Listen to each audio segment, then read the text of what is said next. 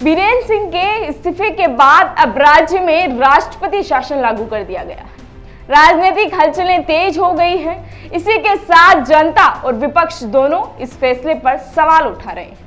नमस्कार, राम राम साहब, मैं रेणुका चौधरी और आप देख रहे हैं द इंडिया मूव्स। मणिपुर की राजनीति में बड़ा उलटफेर देखने को मिल रहा है। वहीं मणिपुर के मुख्यमंत्री एन बीरेन्द्र सिंह के इस्तीफे के कुछ ही दिनों बाद राज्य में राष्ट्रपति शासन लागू कर दिया गया है। बता दें कि राज्य भर में पहले से ही अशांति का माहौल था और अब इस पर फैसले ने राजनीतिक चर्चाओं को और तेज कर दिया है। जानकारी के मुताबिक मणिपुर में राष्ट्रपति शासन की घोषणा करते हुए गृह मंत्रालय की ओर से एक अधिसूचना जारी की गई है, जिसमें कहा गया है कि राष्ट्रपति द्रौपदी मुर्मू का मानना है कि ऐसी स्थिति उत्पन्न हो गई है जिसमें राज्य की सरकार संविधान के प्रावधानों के अनुसार नहीं चल सकती। वहीं अब भारतीय संविधान के अनुच्छेद 356 के तहत राष्ट्रपति शासन लगने पर राज्य सरकार के सभी कार्य केंद्र सरकार को स्थानांतरित किए जाते हैं। बता दें कि बीरेन्द्र सिंह जो राज्य के मुख्यमंत्री बने थे, उन्होंने हाल ही में मुख्यमंत्री पद से इस्तीफा दे दिया है।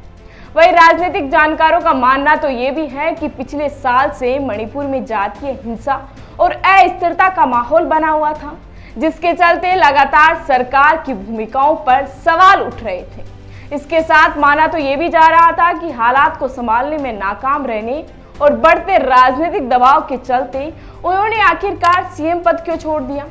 इसी के चलते और सवाल भी उठ रहे हैं और साथ ही विपक्षी पार्टियां भी इस पर जमकर प्रतिक्रियाएं दे रही हैं। वहीं इसमें अब सबसे बड़ा सवाल तो यह है कि मणिपुर का अगला कदम क्या होगा। क्या मणिपुर के हालातों में सुधार आएगा? आखिर मणिपुर में अगली सरकार कब बनेगी?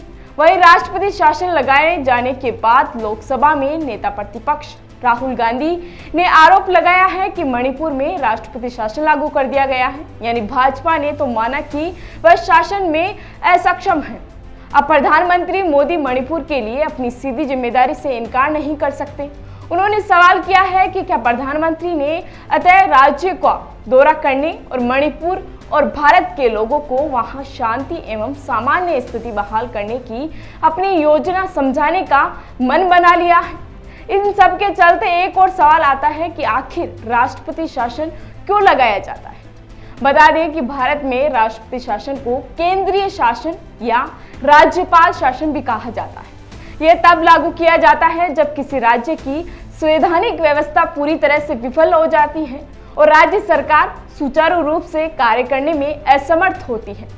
यह भारतीय संविधान के अनुच्छेद 356 के तहत राष्ट्रपति शासन लगने पर राज्य सरकार के सभी कार्य केंद्र सरकार को दे दिए जाते हैं और राज्य की विधायिका यानी विधानसभा की शक्तियां संसद को मिल जाती है। वही गौरतलब है कि किसी भी राज्य में राष्ट्रपति शासन लगाने के लिए संसद की मंजूरी होना आवश्यक होता है।